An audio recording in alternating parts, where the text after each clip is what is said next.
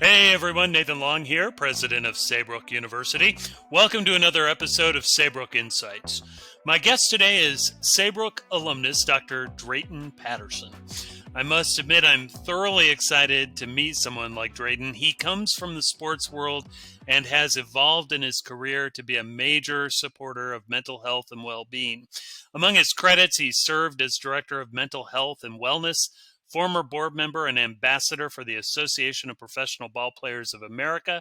He's a professional speaker, psychologist, and best-selling co-author in The Road to Success with Jack Canfield, also of the book Unchain Your Brain. He's currently listed as one of the 10 best psychologists in Chicago by Thumbtack, and he's also the first Ph.D. psychologist to sign a player's contract and manage a professional baseball team in the Mid-America League and minor leagues. He was also a baseball scout for the Major League Baseball Scouting Bureau and Texas Rangers for 7 years, and he was also a former sports psychologist for Toronto Blue Jays and Texas Rangers. This guy seems to do it all, and I can't wait, as I'm sure you can't, to learn more about his story. All right, let's get to it with Dr. Drayton Patterson. Dr. Drayton Patterson, it's truly, truly my pleasure to have you on Saybrook Insights today. What a blessing, a privilege, an honor. All of the superlatives, descriptions are there and are heartfelt. Listen, how are you today? How are things going for you? I feel very good. Thank you so much for inviting me, and it's a pleasure to be here. Things are going well today for me. Good, good, good, good. Well, so let's start with going all the way back. Well, maybe not all the way back, but maybe far enough back around baseball, because I know that's a huge part of your story. It's a part of your psychological and emotional DNA. What's your backstory here? How did you get involved in the sport, and where did it take you? Well, I started as a child. I have an older brother who's 5 years older, and he really introduced me to the game. I remember when I was a real little kid, he would turn on the baseball game on TV, and I didn't want to watch it. And then we would go outside and he would show me how to throw and hit and so forth. And I just really took to it quickly. And I really just became fascinated with the game. And over time, I showed that I had some skill in the game. And I played in the Little League and the Pony League and so forth. And I just progressed. And I can remember I was a kid. I went to a family gathering and somebody asked me, and Aunt asked me, "Well, what do you want to do when you grow up?" And I said, "I want to be a baseball player." They said, "Oh, you'll change your mind when you get older." I said, "No, I won't." I said, "That's what I want to be." So anyway, that's how I really got into it. And when my skill set progressed, I saw that it was not only something that I loved doing, but something that I was proficient in and something that I could possibly have a career in. So my mom and dad, while I was encouraged to play baseball, they wanted me to do something else. Wanted me to prepare for something else because they said, you know, baseball players can get injured and your career might get short, and we want you to have something else as a background. So that's when my mom's is a teacher. She was a teacher and former teacher of the year back in 1973 in Chicago. And she was also a psycholinguist. And she would talk to me. She really loved psychology, but she was a teacher. She was a grade school teacher and worked with kids and language issues. And she would tell me about the psychologist and how she had a good rapport with the psychologist. And she told me about school psychology. And that's when I first heard about it as a kid. And then, of course, I progressed through baseball and I had all kinds of injuries. I had the first injury I had was right before my year in high school when I tore my rotator cuff and I had something called supraspinatus tendonitis, extremely painful. And I had to rehab my shoulder for 3.5 years before I could really pitch again. And so I continued to progress, but I really only got the speed that I was able to throw when I was 16, 17 years old, which was close to 90 miles an hour. But I still was never able to get to the higher level that I would have liked. So I had to learn how to really pitch, not just throw the ball. So I became an excellent pitcher, and what I would find is it would take my shoulder about 7 or 8 days to recover from pitching a game. And I might pitch an excellent game, but I couldn't throw or much of or do much of anything. So the different scouts would see me and they'd see me throw a great game, and then I would be invited for a tryout 3 days later, and I was unable to throw the ball. I couldn't throw smoke. I was more like a puff, I was just throwing the ball 70 miles an hour or so. So after numerous tryouts, I had tryouts with the White Sox and the Cubs and the Dodgers and the Blue Jays and so forth. And I I began to see the writing on the wall. Things everybody saw that my shoulder was not going to hold up, and at those days, you would have to pitch every 3 or 4 days if you're going to be a pitcher. So I began to seriously look into another career, and I got myself a job. I had a tryout with the San Antonio Dodgers back in the late '70s, and that didn't work out. They were the Double-A team of Los Angeles. So I came back to Chicago and I got a job working with the Commission on Human Relations. And that was my first counseling job. I had already had my bachelor's degree in psychology. I double majored in psychology and pre-dentistry. And before I went, I played briefly in Fort Lauderdale when I was trying out with the Yankees. And before I went there, I got enrolled in the clinical psychology program at Roosevelt University in Chicago, and I had taken a semester's worth of courses, and I did really well. I enjoyed it. I took gerontology, psychology. I took a couple other clinical psychology class in biofeedback, meditation, hypnotherapy, and I really enjoyed that.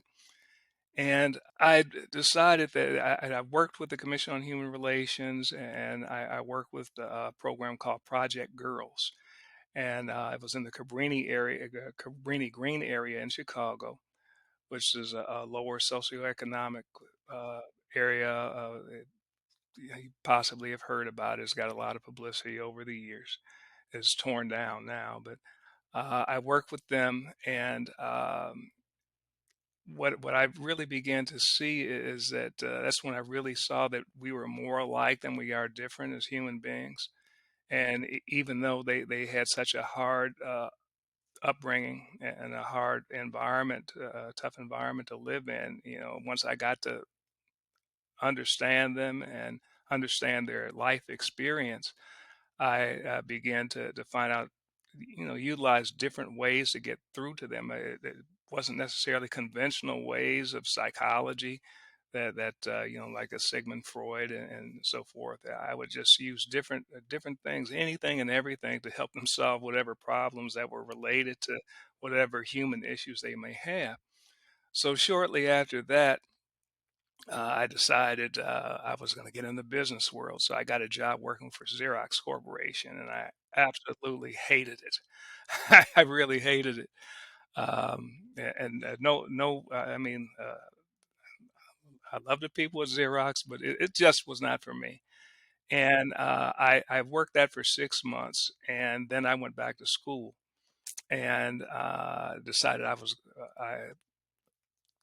wanted to dabble in psychology. I wanted to take a couple more classes, which I did. But in the meantime, I got myself a position working in a psychiatric hospital as a mental health therapist. And they hired me because I had a bachelor's in psychology and I had hours toward my master's degree in clinical psychology, and I became a therapist. So at that particular time, I worked on a pediatric psychiatric unit, and I really enjoyed that, working with the little ones who had different emotional and behavioral and social issues.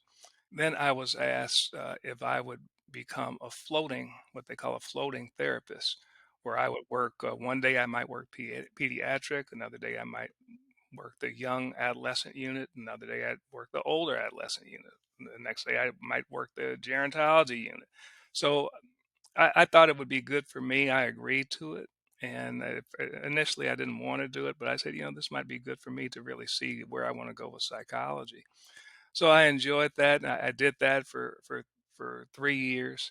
And while I was there, interestingly enough, I was still playing semi-professional baseball at that time. I wasn't playing professionally, but I would play baseball in the day and I worked the evening shift. So a lot of times I would come to work at 4 o'clock and I would still have my baseball uniform on. And the different patients would see me and they would always ask me different questions about, what do you got a baseball uniform on? And I would tell them what I did, and they were so interested. And I got an idea. I had talked with my mom about it, and I said, they're so interested. The patients are so interested in my baseball career. I think that there's a way that I could utilize my career and help them with their baseline behaviors that cause them to be admitted to the psychiatric hospital. So my mom helped me with the proposal. I wrote a proposal and I submitted it to the powers that be at the hospital, and they accepted it. It's called the Baseball Therapy Clinic. So what I did was I utilized one of the things that allowed them to work with me in the baseball clinic or play with me, and because I called it play, was they would have to be on a certain level. Most of the units were on a level one, level two, level three. If you're on level one, you really weren't focusing on your treatment plan, and two, you're doing pretty good. And three, well, you were really doing excellent. Well, anybody who came to the baseball therapy clinic would have to be at least on level two. So we had a number of depressive patients, a number of aggressive patients, and they just weren't focusing on their issues, but they wanted to come and be with me. And I would tell them, I would go and talk with the whole unit. I said, listen, I'd love to have all you here, but you're going to have to focus on your baseline behaviors and why you're admitted to the hospital. So anyway, it became a very popular program, and I would work with some elderly people who would just not come out of their rooms, and they started coming, working on their program because people who were in my program in the baseball therapy clinic, they would come back to the unit and tell everybody what they did, how they we would have a big gymnasium, we had a patio, and we would go out and play and hit and throw and so forth. And the patients basically sold the program. Then the patients started working on their treatment plans. And they would move from level one up to level two, up to level three. When they got to level two, then they could come with me to the clinic, and I would have a group of maybe 15 patients, and we would pitch, and I would hit them ground balls, and they would hit, and I would throw the ball, and it was very successful. So then, after a while, I decided, I said, I'm going to go back to school because I was, especially with the pediatric and the adolescents, I could see that they were exhibiting so many problems. I would think, what in the world is going on in the school system that these problems have gotten to be so severe that these patients have to be hospitalized. So that's when I kind of went back and I thought about mom, and she would tell me about school psychology. So I got into, enrolled in a school psychology program at National Louis University in Evanston, Illinois. So I was very successful at that. I got a fellowship, and I graduated. It didn't take me too long to graduate because a lot of the courses dealt with therapy, and of course, I had worked in a psychiatric hospital for 3 years. So I was able to get through that program fairly quickly, and I did my internship back in 1984 and 1985 as a master's level plus school psychologist. And then I just continued to work with different students within the school setting. And I worked with the Bureau of Child Study in Chicago. And they liked the fact that I had a counseling background, that I had done counseling, the individual and group and family counseling that I would do on the weekends when the parents would come in to see the patients in the hospital. So they wanted me to primarily not just administer psychoeducational evaluations, but they wanted me to do counseling with different kids who were exhibiting different emotional and behavioral and social issues. So I did that, and then I I was asked at National Louis University. It was just starting a doctoral program in school psychology. And I remember the person who was the chairman of my master's thesis. I remember he told me that he said, after you work as a school psychologist for 3 or 4 years, it's basically the equivalent of a doctorate degree in school psychology, because you will more than likely, if you're working in a lot of different areas, you probably experience just about everything that you could be taught. And this was what he told me when I was in school. So I said, even they were offering me a scholarship to get this EDD in school psychology, and that would have been nice. But I said, yeah, I want something more. I have more interest than just school psychology. So that's when I began to look into other schools, and that's when I came across Saybrook. And I came across the names Rollo May and Stanley Krippner that I remembered when I was in University of Illinois, Chicago. That's where I got my bachelor's degree, and I remember reading about these guys. And I went into it a little bit more deeply, and I said, they really sound like they have the same perspective that I have, because as a school psychologist, I've always looked at people very holistically. The kids that I work with, as well as the families, I not only and the students in particular, I measure their cognitive ability, and it's not just a lot of times when I evaluate a student, the first thing a teacher will ask me, well, what's their IQ? And it's not just so simple. We don't just look at IQ. I look at first. There's different types of intelligence. There's verbal intelligence and there's nonverbal intelligence, and we look at memory and also look at their socialization skills and their communication skills and their emotional skills, how they view themselves, what their self concept is, and once I know what their self conception is, I want to see how what their self esteem is, how they feel about it. Is it positive? Is it negative?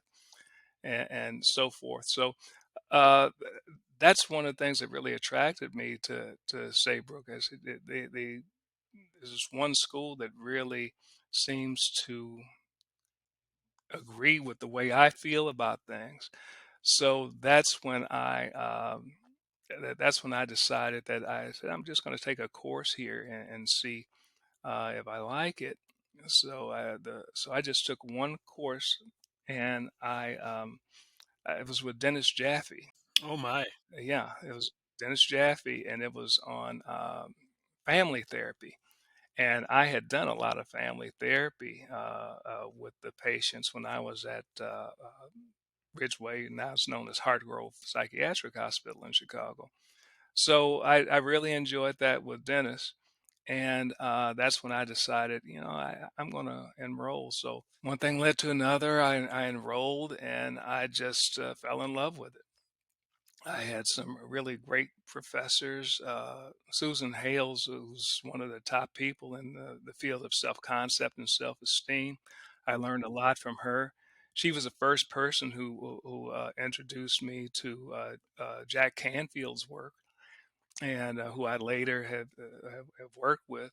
I just really enjoyed my time at Saybrook and learning from the different professors that I took courses with. And what was really meaningful for me was those when I would have to go in for my residencies at Saybrook. And meet with the different teachers and just really talk to them face to face, and we would have classes, and I would just follow through on a lot of the things that I was interested in within the school setting. I dealt with a lot of students and a lot of teachers who had stress related issues. So I really began to after graduating from Saybrook, I really followed up on a lot of the things that I learned from Gene Octoberg and different classes I had taken in biofeedback and meditation and hypnotherapy and so forth. So I went to Saybrook. I enjoyed Saybrook, and then I began to utilize some of the skills that I had. But again, I saw that I needed or I wanted some more skills. So I went ahead and I got my certification in hypnotherapy, and I was able to utilize that to some degree. And I just continued to do different things that would help me in my career as a school psychologist, as well as help me when I work with the parents and the teachers of the students I was working with. At the same time, uh, school in Chicago, I was working in the Chicago school system at the time, and schools would begin in September and they would let out in June or early June. So I would have a lot of time. So during this time, I was signed as a scout. I was a Major League Baseball scout with the Major League Baseball Scouting Bureau. I worked with them for 5 years, and that was in the 80s. And this would be right after work. I would school would let out at 2:30, and then baseball games in high schools and colleges would start around 3:30, 4 o'clock. So I would leave one job and I would go to the next. So and that was baseball. So I really enjoyed assessing the skill level and so forth. And in my again, I was still using psychology as I assessed the athletic prowess of these baseball players. And I would see some of them; they would be very talented, but I would see a lot of bat throwing, a lot of arguing with coaches, a lot of arguing with their teammates and their opponents. And I would put that in my reports. I would have to write reports on their athletic skill and their baseball ability, but I would make notations about, it seems like this athlete is not very coachable, and that really counts against you because obviously as you progress through baseball, things are going to get tougher. You're going to have to learn, and if you're not coachable, if you can't get along with teammates and so forth, there's going to be a problem. And baseball, there's a business and it's a monetary investment in the athlete. So if you got somebody who might have some good skills, but he has some difficulty with his interpersonal relationships, there's going to be a problem. So I worked with the Scouting Bureau, Major League Baseball Scouting Bureau, for 5 years, and then I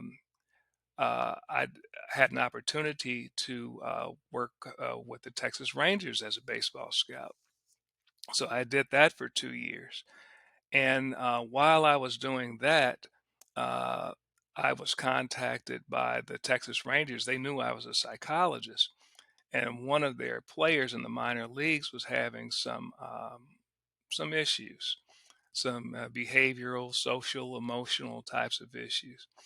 And he lived not too far from Chicago, and they asked me would I work with him.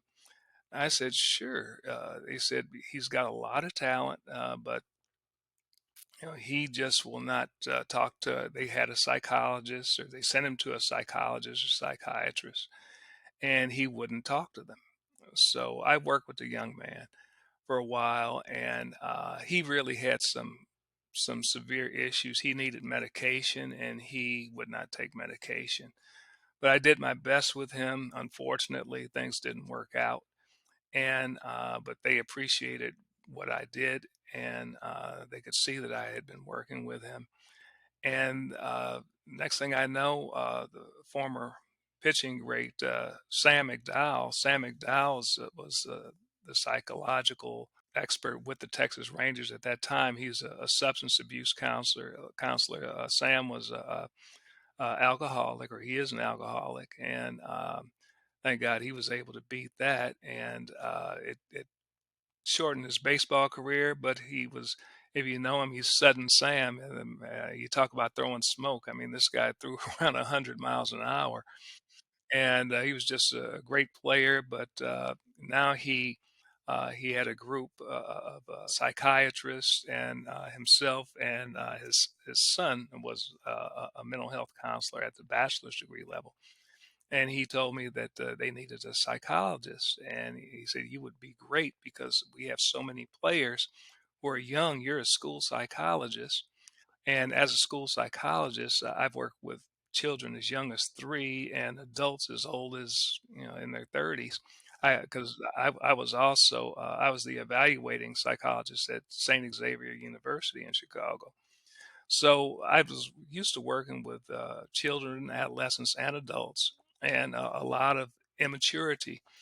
And some of the players, they might be making a couple of $1 million a year, but if you're 21, 22 years old, you never step foot in college, and you just haven't learned certain things in life, and some of their coping skills were inappropriate, and they were doing some things that they shouldn't do. So Sam thought that I would be a really good fit with the Rangers as well as the Toronto Blue Jays. We had two organizations that we provided psychological services for, and we also had a psychiatrist who would step in and provide medication and therapy for those players who may have needed. He was the Dallas Cowboys psychiatrist at that time. So anyway, I worked with them, and I just kind of progressed as time went by. I left my full-time job that was as in the Bureau of Child Study in Chicago, and I decided that there were so many teachers and parents that I worked with who had stress management issues. I left my full-time job in Chicago, and I started my own practice, and I founded the stress reduction clinic in Chicago.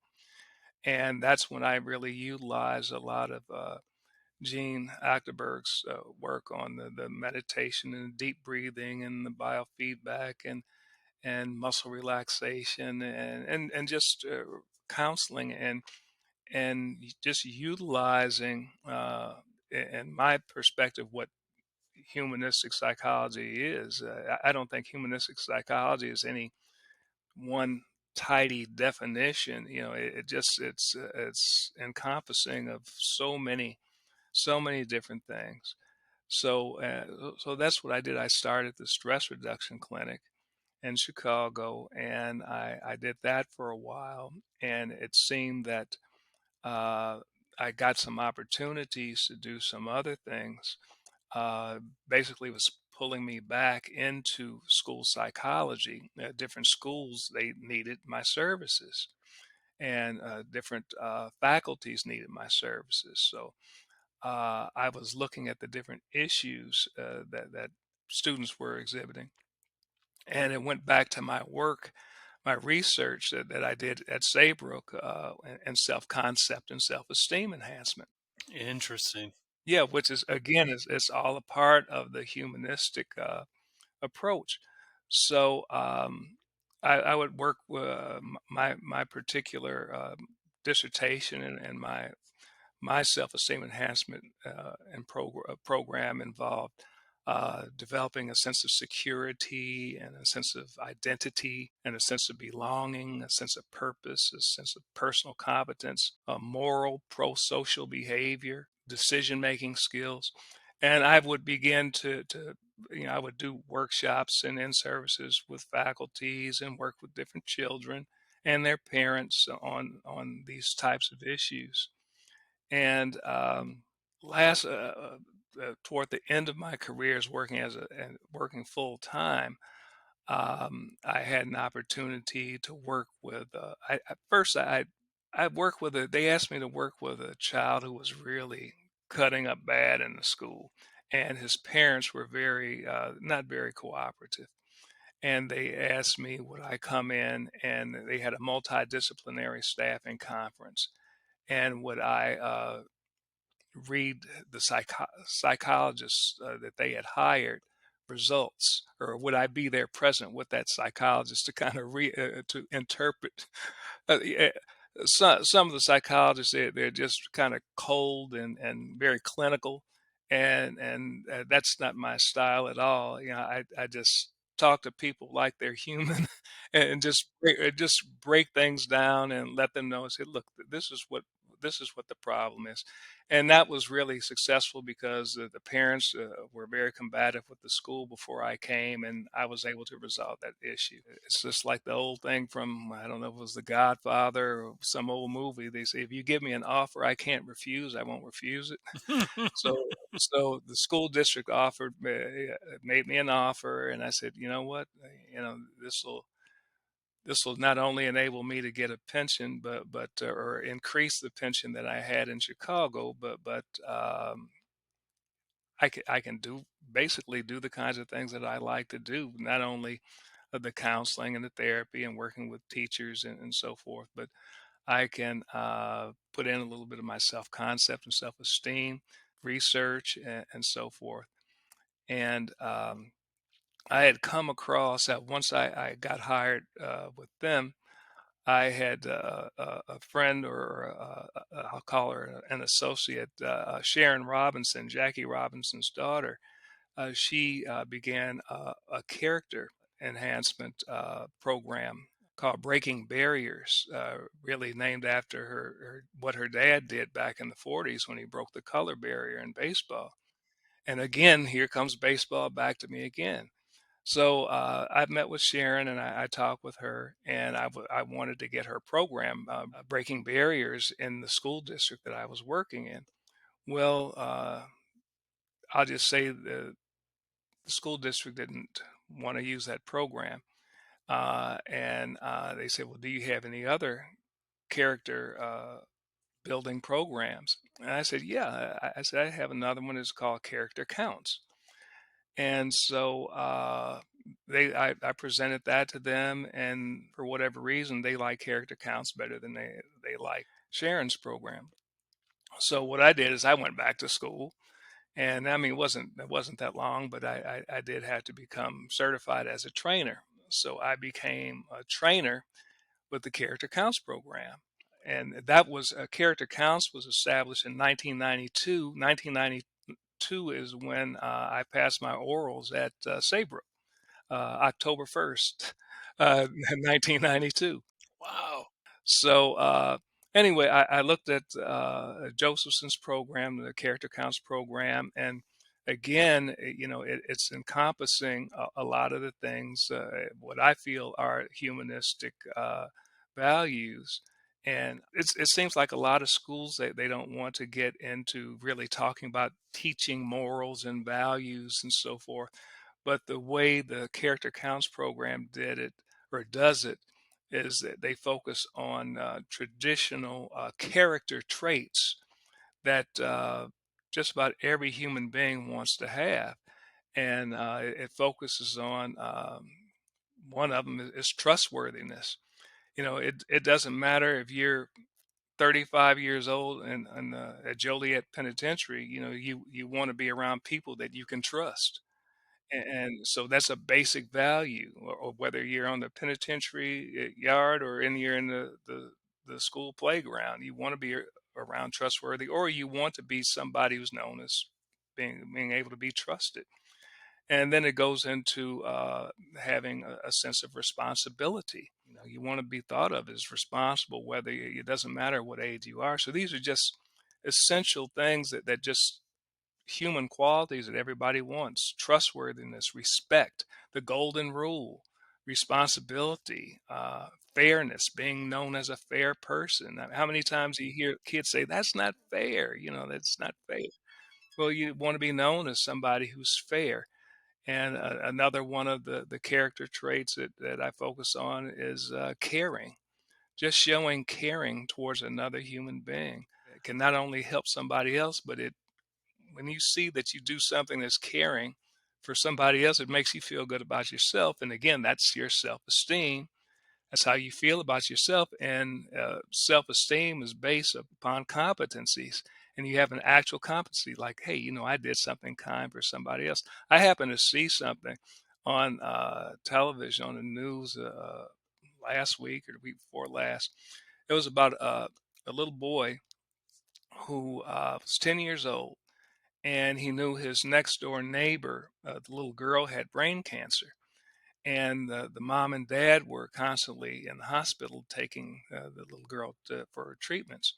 And the family of the ill child, they were known to have just a beautiful backyard, just impeccably. Grass was cut and trimmed, and the flowers and all the weeds were pulled. And this little kid noticed that their grass was growing long, and he knew the little girl, and he knew the family, and he wanted to do something to help.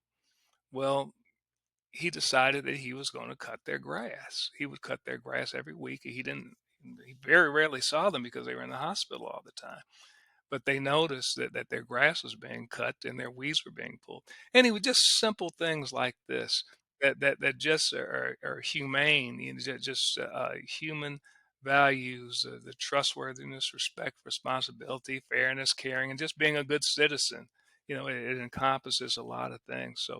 So I got an opportunity to do a lot of things that I felt encompass what I view my personal view, and this happens to be I never really thought of myself as being humanistic back when I was 20 years old, or 22, 23 years old. But when I began to learn more about Saybrook and what they stand for and what they do, I said that this really speaks for me and speaks to me. So that's you see how my life is just kind of weaved back and forth between baseball and psychology, and the self concept and self esteem, and the self esteem program. I had hoped that I was going to be able to get my self esteem enhancement program that I developed when I was at Saybrook. I was hoping to get it funded, and I wanted to be one of those programs like Robert Reasoner and Jawanja Kunjufu, who got their self-esteem enhancement programs that are in different schools. But it didn't work that way. It costs a lot of money, and and people really have to have a lot of confidence in what you do. But I'm fortunate that I was able to do what I did, and when I have an opportunity to speak to people, I do speak professionally from time to time. Things have slowed down since the pandemic, and the Zoom calls. I really never felt really great about the Zoom calls, especially when you're speaking with an audience of people, a large audience. It just really seemed to be detached. It's hard to feed off that energy, right? I mean, you don't have, yeah. Well, you know what? When I speak, I move around. I like to walk around, and I like to be on my feet, and I like to just look at every part of the room. And I spend time speaking with this part and this part, and I just walk back and forth. And it just, for me, I just wasn't as comfortable with it. But I'm feeling a little bit more comfortable with it now, and possibly I will accept some of those opportunities. Those are the kinds of things I've done. In the meantime, after I retired from my full time position, I wanted to retire early, and from my full time position, and pull down my pension. And I said, I can just supplement it. I said, I've been doing this long enough, so I said somebody might want to pay me to pay to hear what I have to say. So so I did that for a while, and I was pretty successful doing that. And particularly, I retired from my full time position in 2015, and I began to look into speaking professionally. And I was doing some of that, and the agent that I had told me that. Or asked me, would I be interested in something that Jack Canfield was doing? And I said, "Yeah, Jack Canfield. Yeah, I've read about him. I've never met him, but I've read about his work, and I even think I've alluded to some of his work in my self concept and self esteem work when I did my dissertation." And she said, "Well, he's looking. He's developing a book with different people from around the world on what they feel is their particular role, or what's really important to being successful in life." And the name of the book, she told me the name of the book would be The Road to Success. And would I be interested in contributing a chapter? And I said, yeah. I said, that sounds like it would be great. You know, if he'd be interested in having me, I'd be interested in writing it. Yeah. So that's how that started. So I went ahead and I wrote that, and I touched on a lot of the different topics from the goal setting, setting goals, smart goals, specific and attainable and realistic, and so forth and so on.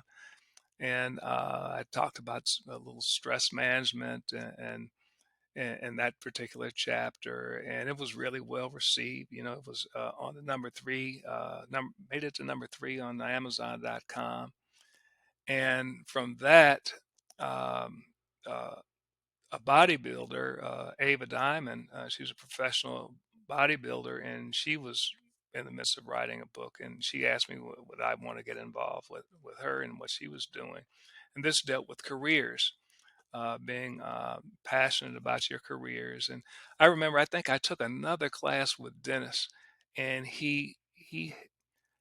think it was around the time. Do you remember a book that he wrote? Take this job and And love it. Yeah. take this job and love it. Well, this book focused on the name of the book is called Unchain Your Brain, and how to pursue your goals, dreams, and aspirations with purpose and power and persistence.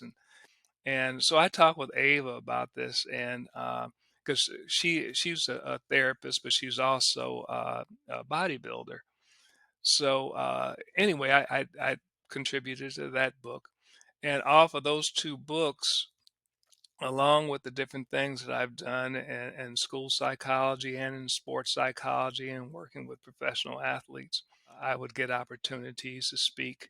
Sometimes it would be different companies or hospitals. I did a stress management class with a group of gynecology interns, and about stress and burnout, and different things to look for, and taught them different stress, just really basic stuff. A lot of the things that I do, I think are basic, and I try to make them is easily attainable for people to accomplish. Just simple, the deep breathing, muscle relaxation, guided imagery, visualization, just taking yourself to just a calm, quiet place in your mind, just having that peace.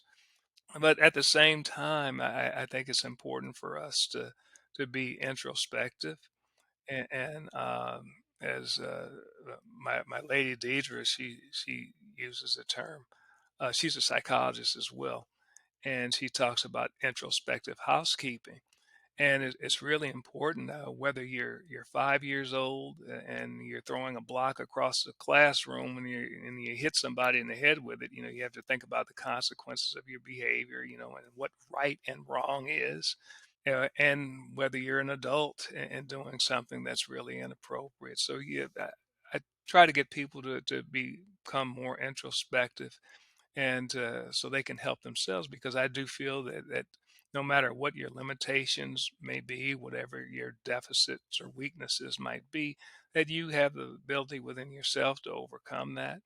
And but a certain amount of being introspective and a certain amount of knowledge about the different things I spoke about earlier, you know, the different character traits, different character qualities, being respectful people, and responsible, and so forth and so on. I think people have to look within themselves, and I think one of the major problems that I've seen with people has been that sense of moral integrity. And the sense of moral integrity is basically a person's satisfaction with their own view of what right and wrong is and what is moral. And the way that's really evaluated is the congruence between the way they actually behave and what they actually believe. And what we find is so many people, they know what's right and wrong. They know what the moral thing to do is. However, do they exhibit those same qualities in their day-to-day life? And I've mentioned to so many people throughout my career is, you can lie to me, You can lie to your spouse, you can lie to your parents, you can lie to your teacher, you can lie to your coach. It doesn't matter who you are. But when you get in that bathroom and you close the door and you look in the mirror, you can't lie to yourself. And you have to live with yourself. And what I'm finding is that people might not actually admit, like, I really am teed off with myself because I've done this, that, and the other, but they don't have that feeling of peace within. And they may, on the outside, to me and you and everybody else, they might look like they're very successful individual, but when they think about how they became a success, what did they do? A friend of mine used the expression, he's the kind of person that'll put a snake in your pocket and then ask you for a match. They may be successful, but they might step on a couple of necks and heads to reach up that ladder to get where they what they think is successful, and they might be an administrator or president of this or that, or a manager of a ball club or whatever. But how many people did they cut down to get to where they want to be? And again, it just comes to that inner peace and feeling comfortable within your own self concept, what your conception of your own being is, and how you evaluate, which again is your self esteem. And I see so many ills in the world today that I feel are caused by this very poor self concept and a negative self esteem. Well, Dr. Patterson, I've done several hundred interviews, literally, in this space. And at no time in my work on the podcast has I have never had the kind of guest who has literally answered every single question I had in my mind and on the paper. Like, as soon as you were like, I was going to say, and then but then you went right into it and covered this, or all the various things that you're doing, have done, how it ties into humanistic psychology. You are just incredible, and your Oh, background, thank you. oh, it's all true. I could listen to you literally all day long. You have um, clearly so many gifts and talents. I very impressed, and I'm hoping we can get to spend more time together, because I think we there's a lot of opportunity to get your work out there even further in the world, your mind out there in the world, even more than you already have, and you've impacted hundreds and thousands of lives already, it sounds like. That's very kind of you. Sometimes I think I get a little bit long-winded, but it's just yeah, I've been very blessed to have the life that I've had. And strangely enough, when we talk about self-conceptions, and I always use the term "my mind's eye," and my mind's eye still, when I close my eyes, I see that baseball cap. You always do. Yeah, that's pretty awesome. That's pretty awesome. Obviously, I'm a psychologist, but I just kind of view myself as a ball player who was blessed enough to be able to do some other things. For sure, for sure. Well, we unfortunately have to close out today. That went quick. It really did. It really did. But let me ask you a couple final closing questions, and these are real quick takes. So your first response, and you already did a really great job of explaining humanistic. But today, if you can, as we go on, and I ask this of every guest, what does the term humanistic mean to you? Well, I think I may have mentioned, I don't think that there's a short and tight definition. When I think of humanistic, I just say being humane towards my fellow person, believing in people's ability to overcome whatever limits or obstacles that they may have in their lives, whether they're self-imposed or whether they may be born into a certain situation, and their ability to self-actualize, to attain their goals and their dreams and their aspirations. That's why I talk so much about goal setting. When one thing I didn't talk about, I managed in the minor leagues, and when I managed in the minor leagues, I set up with my players. Everybody had a goal. We just didn't get out there and just, hey, let's play baseball. Yeah, see, you're a professional baseball player now. What is your goal? What do you want to accomplish? And what I found is that so many people, and it's not just the ball players I work with, but the children and the teachers and the people in corporations.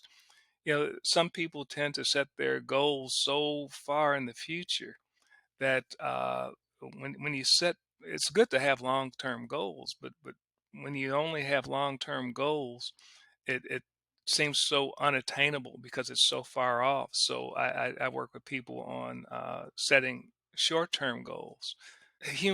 Being humanistic, it just encompasses just about everything that I am, what I stand for, and with the being able to, human beings being able to overcome their obstacles and being able to self actualize or realize dreams and goals, aspirations, to be introspective, to look within and be honest with themselves and look at their own self conception. And if their self conceptions are not positive, well, what can we do to make a change? And then that goes back to when I talked about that character counts and the trustworthiness, respect, responsible. I had one of the last therapy sessions I had was with a young woman, and she was trying to make a decision. Well, is this guy the right guy to marry? And it was kind of funny. And I said, well, um, let me ask you this. I said, first of all, this is just me. I think I've mentioned to you before about my affinity towards animals. I said, first of all, I want to see how a person treats animals. As they say, some may say the least of us, somebody who can't fend for themselves. How do you treat an animal? And then I asked them, well, how do you treat a child? How does he treat children? How does he treat elderly? And then I go into, tell me this, is this person trustworthy? Can you trust him? Is he a respectful person? Is he respectful towards you? Is he respectful to your family? Is he respectful towards his family? Is he respectful to people when he takes you out to dinner? Is he responsible? Does he do what he says he's going to do? Does he just leave you hanging sometimes? And that sense of responsibility for, well, one thing I found with working with children, unfortunately, particularly in families that where the parents are divorced, responsibility is a big thing for them because one of their parents may promise to come and visit them. The parent that's they're not living with will come and visit them or take them out or spend some time with them. And a lot of times on Mondays in the school setting are pretty rough days because unfortunately we have a lot of broken families where the kids may live with dad or live with mom, and over the weekend mom or dad was supposed to come and take them out for pizza and take them out to a movie or just spend some time with them, and they were no shows. So does not show a sense of responsibility, and that really makes it click with the kids. But as I mentioned, this young lady, I talked about, I said, is he trustworthy? Is he respectful? Is he responsible? Is he fair? Is he caring? Is he a good citizen? So I said, these are just basic values and basic qualities that you would want a mate to have. And only you can answer this. Is does he exhibit these qualities? And are you comfortable with spending the rest of your life with somebody who does or doesn't have these qualities? So I said, that's a decision that you have to make. I can't make that decision for you. You have to make that for yourself. But again, you have to be honest with yourself and introspective about, is this the kind of person that I want to have in my life? So anyway, that's being humanistic. That's not an easy thing. I would like to see what it says in a dictionary. You probably have a whole page on humanistic. Well, one of the reasons we ask that question is I think everyone brings their own flair, perception, and understanding to it. And your answer was as beautiful and as thorough as anyone else's. And I think you've done a fabulous job. I'll share with you at some point. We're going to put a book together on that very topic of all of our guests and what they've shared. That would be great. Yeah, I think it would be cool. I'd like to read that. Yeah. Well, unfortunately, our time's come to an end, Dr. Patterson, but you have just been a phenomenal guest. Thank you for your time today.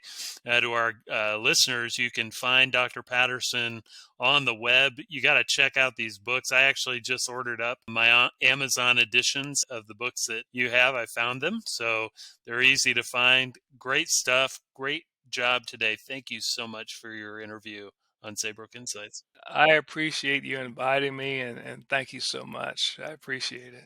Thank you, Dr. Patterson. You're welcome. Thank you, Dr. Patterson. I hope you all enjoyed Drayton as much as I did. If you want to see the YouTube version, please visit our Saybrook YouTube page. And if you'd like to support the podcast, go to Apple iTunes and leave that 5-star rating and review, and subscribe so you can get episodes as they come out. If you're on Spotify, leave that 5-star rating and make sure to follow us. You can, of course, subscribe to us on most major podcast platforms, including Google, Stitcher, Pandora, and of course many others. Remember to check out our show notes for information on today's guests, including links to websites, books, and the like. For more information about our university, go to saybrook.edu, click on Areas of Study at the top of the page, and locate the program of your choice to learn more, or simply Google Saybrook University. That's all for today, folks. Thank you so much, and I hope you enjoyed the episode.